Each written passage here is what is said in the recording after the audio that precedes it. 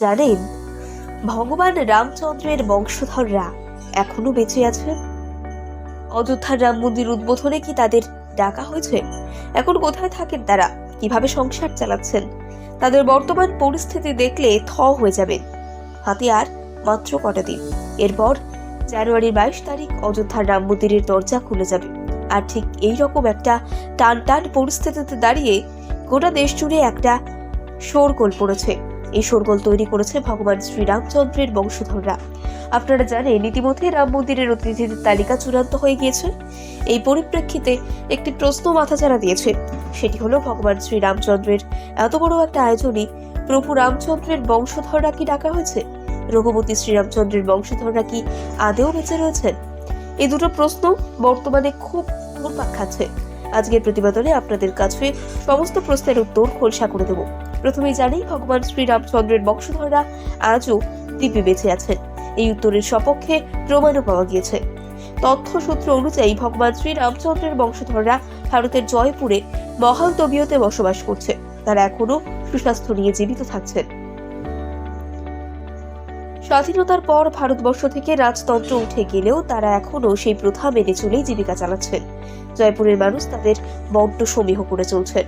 রামচন্দ্রের বংশধরদের মধ্যে যারা জীবিত রয়েছেন তাদের মধ্যে অন্যতম হলেন জয়পুরের মহারানী পদ্মিনী দেবী।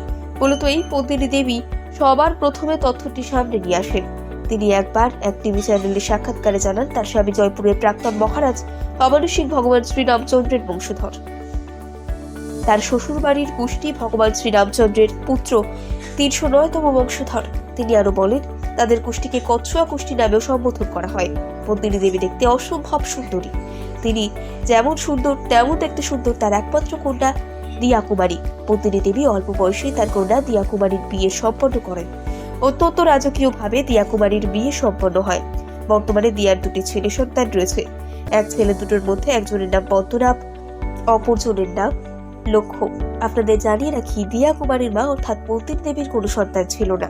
সেই সময় দিয়া কুমারীর বাবা ভবানী সিং দিয়া কুমারীর দুই পুত্রকে দত্তক নেয়, অর্থাৎ নাতিদেরকে নিজের পুত্রের মতন লালন পালন করতে শুরু করে। তখন থেকেই দিয়ার বড় পুত্র পদ্মনাকে সিংহাসনে বসান। এরপর যখন ভবানী সিং মারা যান, তখন সিংহাসনে বসেন ছোট নাতি লক্ষ্য। রাজ পরিবারের কাহিনী শুনলে আপনি থ হয়ে যাবেন। তাদের জীবন আমার আপনার মতো সাধারণ নয়। তারা জীবনযাপন করেন একেবারে রাজা বাদশাদের মতো। তাদের দুই হাতে ইনকাম হয় রাশি রাশি ধন সম্পদ। বইতে এবং সিনেমায় নবাব শাহজাহান যে জীবনযাত্রা দেখেছেন, রামচন্দ্রের বংশধররা ঠিক সেরকমই বংশধরে জীবনযাপন করছে।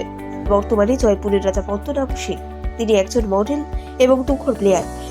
পদ্মনাভর মতোই মডেল এবং আলিশান জীবনে অভ্যস্ত তার পরিবারের প্রত্যেকটি সদস্য। রাজস্থানের পরিবারে তার পরিবারকে অত্যন্ত সম্মানের চোখে দেখা হয়।